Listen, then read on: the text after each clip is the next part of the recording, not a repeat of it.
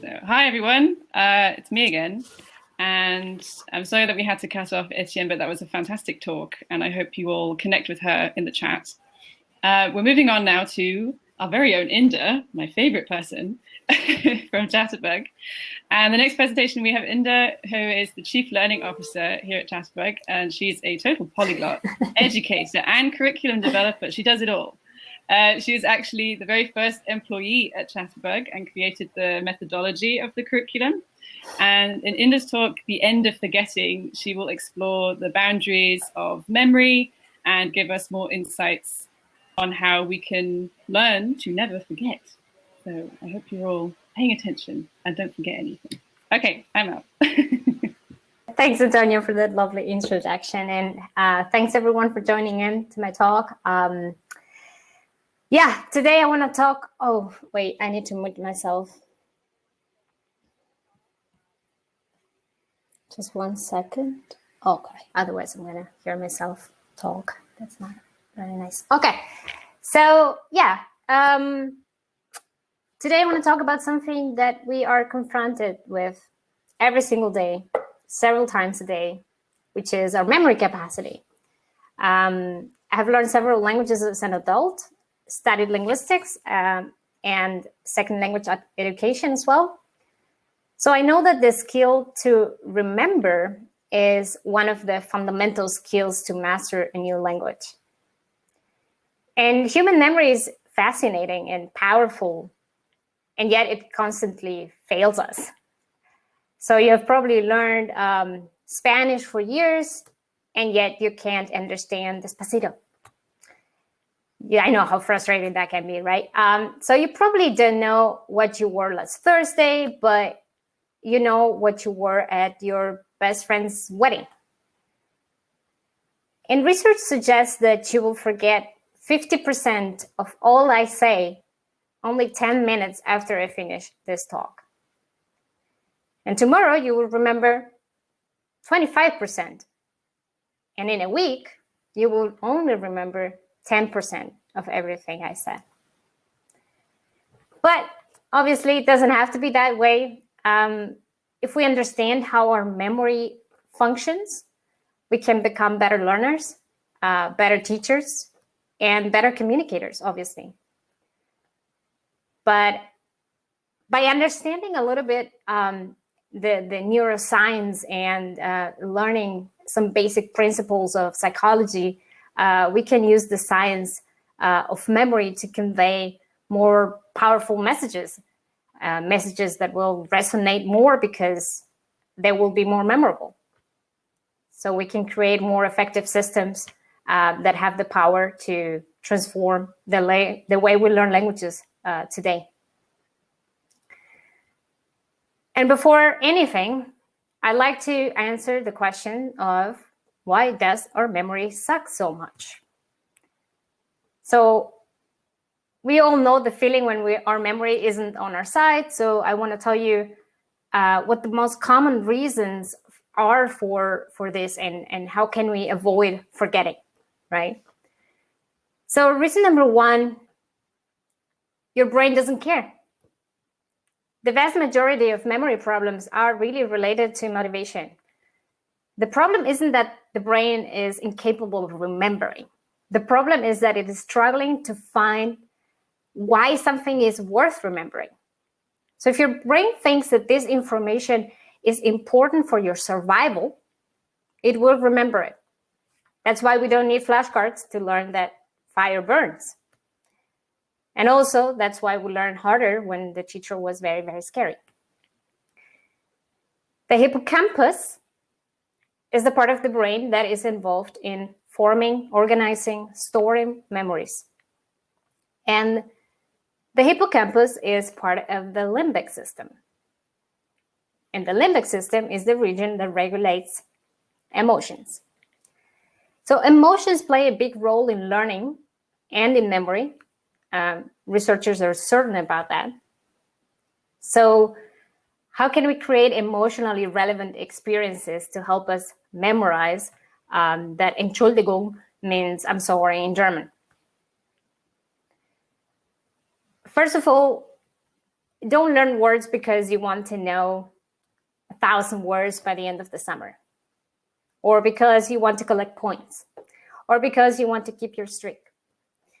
Unless someone told you that they will kill you if you don't, those aren't particularly interesting incentives for your brain to engage in long-term memory practices.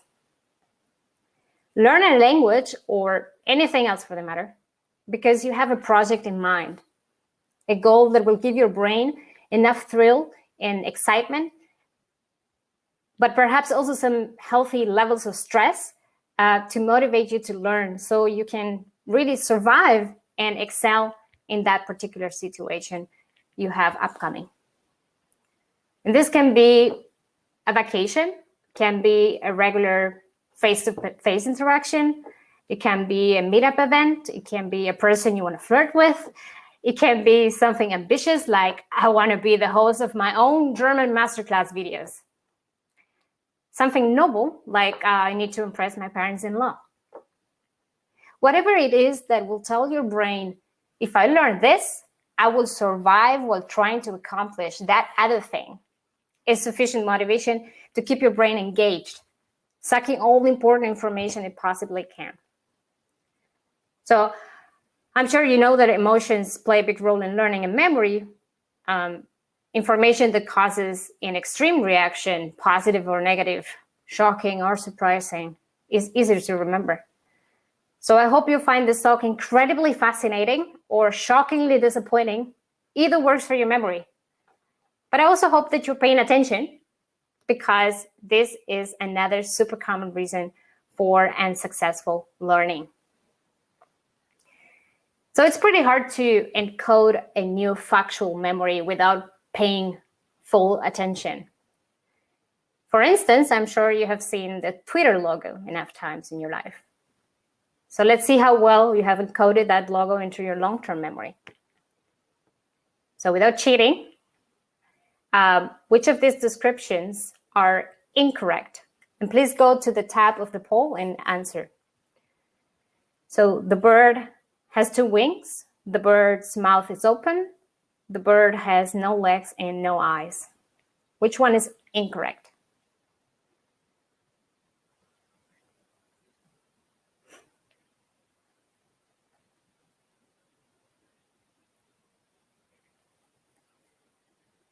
I'm trying to see if I can. Megan was supposed to create a poll for that, but I'm not sure I can see that.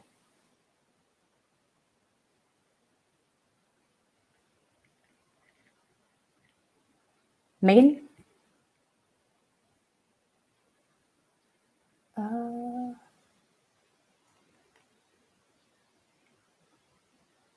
I'm not so sure. I really wanted to quiz you on a couple of things, so I really want to see if this poll thing is going to work.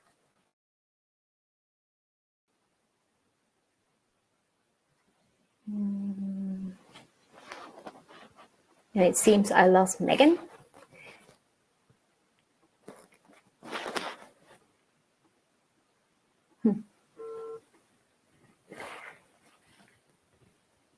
Let's see. Okay, so it seems you're answering in the chat, which is pretty cool. So I see a lot of different answers here. The poll is up as well, but actually the chat works pretty well as well, so we can use the chat. It's pretty interesting to say that it's all across the answers here.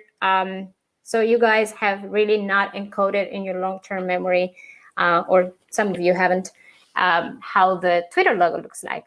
And the correct answer is the bird has 3 wings and not 2. I know. How could you not remember that? So it will be hard to recall something that never entered your conscious brain in the first place, right? Even when you think you're paying attention, chances are that you aren't. And sustained attention is one of the key elements to help your brain isolate the specific neural circuits you want to strengthen. So think of these circuits as if they were muscles, right? If you want to get a stronger core, you do push-ups and planks to train those muscles in isolation. If you want to memorize facts and words, you need intense focus, but not the focus of the drilling kind. Your brain simply can't resist the temptation of falling asleep when you do those, which leads me to the next common problem, which is there is no meaningful association. This is the scan of my brain when I'm thinking in German. So memories aren't hanging loose in your brain. Synaptic connections store our memories. So the more connections, the better. And one connection only, like dog, Hund, isn't particularly strong, is it? We need more associations. We need context. We need anecdotes. We need stories. As we remember, all connections get stronger, and our memory is rewritten all over again. Making new connections. And this fascinating process is happening right now in your brain. Every minute I talk, I feel so powerful. So these changes in neural connections are the primary mechanism for learning and memory, what we call synaptic plasticity. So if you want to learn for life, you have to create meaningful connections to other things you know and have experienced before. This is why learning a language from scratch can be so frustrating, because your brain has little connections to make. This is the time when you have to be the most creative to create associations. So when I arrived in Germany for the first time in the cold winter of 2006, I read the word Ausgang at the Frankfurt airport, and I started crying. So German is not my native language. It's Spanish. So I was thinking, how will I ever manage to remember that word and the other 20,000 words if nothing in this language looks really like mine? And for once, I never ever forgot the word Ausgang again because it was so shocking. That's how emotional I got. But also, what I didn't know is that after learning the first couple of hundred words, there is a level of familiarity that aids memory and learning. So no, it didn't take me 25 years to learn German as I had calculated. And the more I learned, the better my memory got because my associations were firing all over my brain.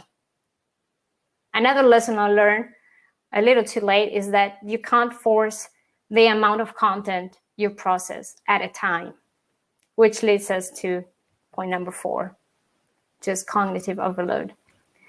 So don't do to your brain what this person is doing to their suitcase.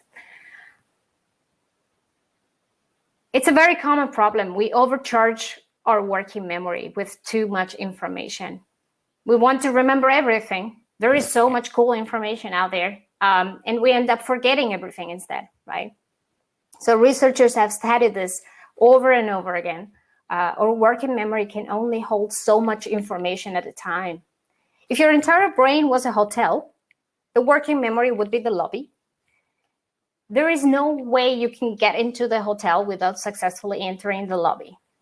So how many items do you think our working memory is able to hold for a relatively short period of time? I'm curious if people actually know this. Write in the chat, or I don't know if we have managed to do the poll.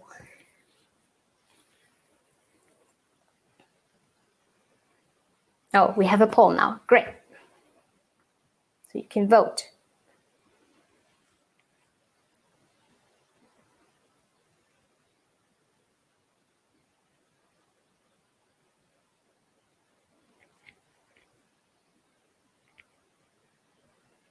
Nice.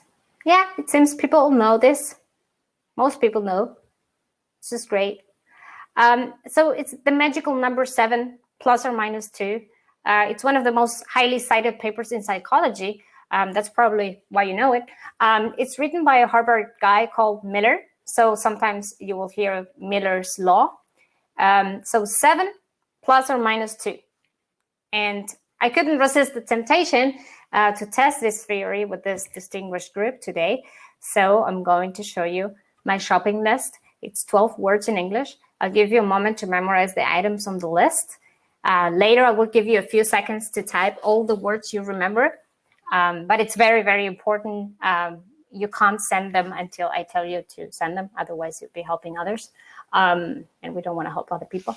So are you ready? Go.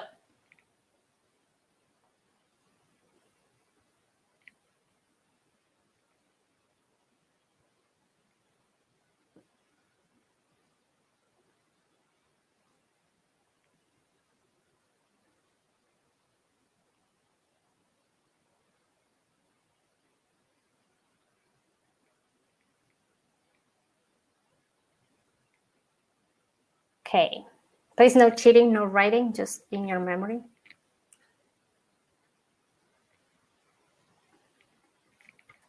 And you will find out what's your magic number today.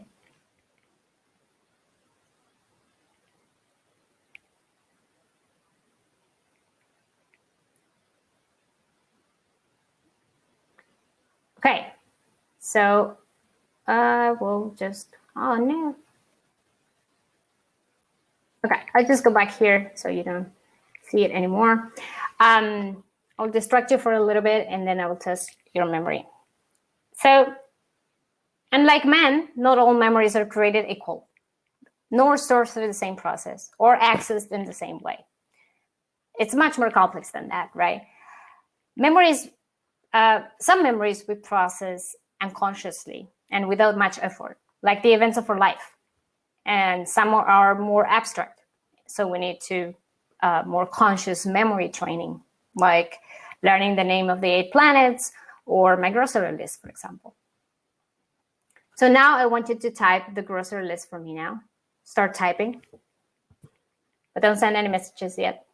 I'll give you a couple more seconds. Just type all the items on my list you remember.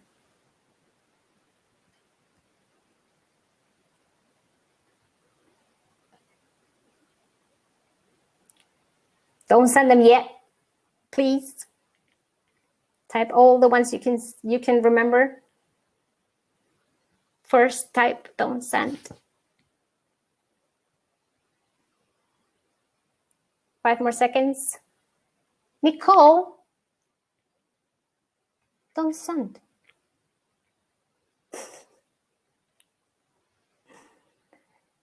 And send.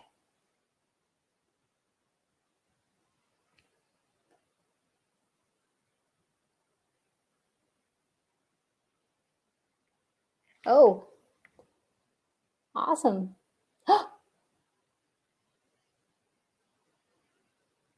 Okay, so it's a lot for me to calculate the average. 2,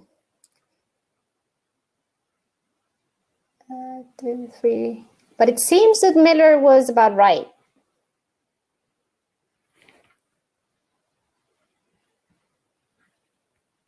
But of course, bear in mind that this is a language you already speak. So if you're trying to remember stuff in language, it's going to take a little bit more effort than that, right?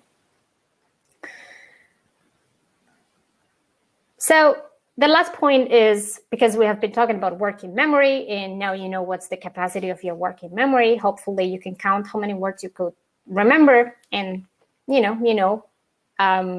if you are more in the lower end or upper end. But let's talk a little bit about long-term memory. Okay.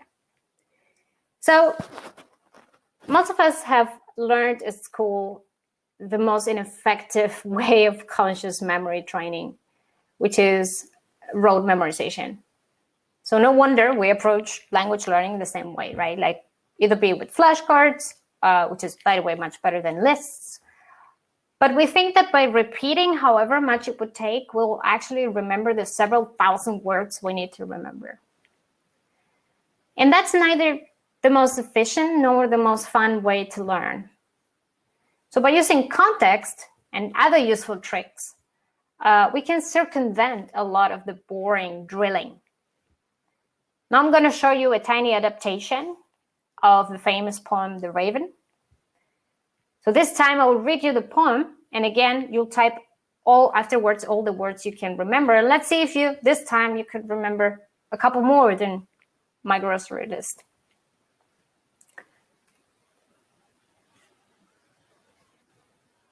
Okay, that's The Raven. There once was a girl named Lenore, and a bird, and a bust, and a door, and a guy with depression, and a whole lot of questions. And the bird always says, nevermore. So I hope this is more fun, at least, than the word list. But now I want you to, I'm just going to put this slide to cover it up. I want to see how many words you can remember from the poem. Just write as many words as you can in the chat again. And I promise this is one of my last quizzes. Again, type again, type again, type again, and don't send.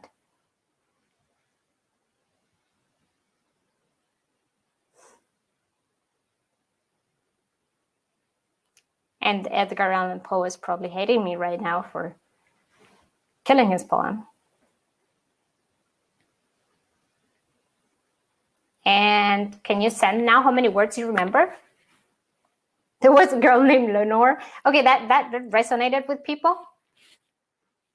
This is all you remember. There was a girl called Lenore. Oh, you see, Emily Taylor, you're a master. Great. Max Roberts, you're also great. We have lots of really, really good memory champs. Yeah, you see, it works. Context works. It's a little bit better. It's more fun, at least. But also it's easier to memorize things that have been given in context, right? So,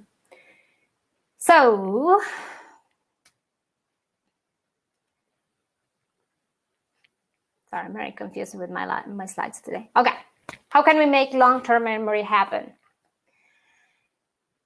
Now is where I reveal all the tricks and tips that will make you smarter, so pay attention. Sleep is one of the most fundamental components for memory performance. That's the good news. Sleep is fun. We like sleeping. As you sleep, your brain consolidates memories, making stronger connections, lodging those suckers deep into your brain. Even napping has been shown to help memorization. So please, sleep. Sleep more often. Sleep more time. Quality sleep. If you're trying to learn something hard, you need to sleep. Writing stuff down also helps reinforce memories. Journaling, for example, as does saying things out loud. So try ventriloquy in German or French. That will boost your memory while you're learning a new skill. It also helps if you eat blueberries. Blueberries have been shown to help prevent memory loss and constipation, but that's a topic for another conference. Writing and saying things out loud is great because the levels of processing the information is deeper than simply hearing or reading. When you quiz yourself, you practice recall, same thing, more processing happening. I think we have heard already in the previous talk about deep processing. If you're reading a poem, as we just did, again, deep processing is happening because perhaps you know already the original poem. I'm sure you do. Perhaps you have a memory attached to it, or all the better if you are trying to remember the words, right? If you're trying to learn something, bring back memories of your past associated with it works wonders. Or again, as I said in the beginning, having a project in mind will also help connect. How is this related to an event in my life? And it's going to help structure better information in your mind. Despite of what preconceived notions you might have about aging, various memory experiments have demonstrated that time and again that there is no decrease of working memory capacity as we age. In fact, we can get better with proper training. So it's a myth. Not every old person loses their memory, and we can actually train to be better at memorization. Trying to visualize information is also incredibly effective. In a memory study, researchers divided the participants in two groups. The first group saw a picture of a man. Well, they were told that the man was a baker. And the second group saw the same picture of the man, but this time they were told that the man's name was Baker. 1 week later, they were asked if they could remember the information. And the first group was much more likely to remember the information that the man was a baker, rather than the group that was supposed to remember his name. So the theory is that the profession is easier to remember because it's easier to visualize a baker rather than a last name. So most likely the participants saw images of the man, making bread, wearing white clothes, covered in flour, whatever personal associations you have with that profession. So it's easier to remember. But obviously I get that sometimes trying to visualize things that are intrinsically visual requires a little bit of technique. And for instance, this number. I'm sure you've seen this number before. Maybe. Rings a bell. How can we make this number more memorable, really? I'm pretty sure you recognize, but have you really learned it? And there is a little trick here I want to share with you, just for the sake of example. I wish I could calculate P. How I wish I could calculate P. So if you count the letters in each word, you have the number. So all you have to remember, instead of this very, very abstract sequence of numbers that it's very hard for your brain to associate with anything relevant, but maybe memorizing a sentence, if you repeat it a couple of times, imagine maybe a person thinking about it as I did in this picture, then it's going to help you remember this better. And by giving you associations and cues, memory devices like this allow you to cross-reference the information in different parts of your brain. And this is very, very helpful. So this mental structure is very useful for a material that has very little inherent organization. So now, obviously, I want to know if my memory trick worked. But we will just wait a little bit more. There is a poll already, I think, but don't answer just yet. Give yourself a time. So memory is extremely powerful, right? It's constantly shaping and reshaping your brain. If we committed this talk to long-term memory, you have now learned that your brain needs a real reason to remember, a reason that will prove that the learned information is worth remembering. The brain also needs undivided attention and works much better with associations and mapping. And you'll most likely encode information into long-term memory if you give your brain enough yummy food, like blueberries. So, lastly, I want to tell you some good news for the language learners out there. But before I do that, I would like you to answer the question about the P. Do you remember? There's a poll, or you can type it in the chat. Either works. Memory developed to learn P. I don't know if you pronounce it P or pi, or it's probably P, right? Yeah, it seems it works. Only 2 people got confused there. It's awesome.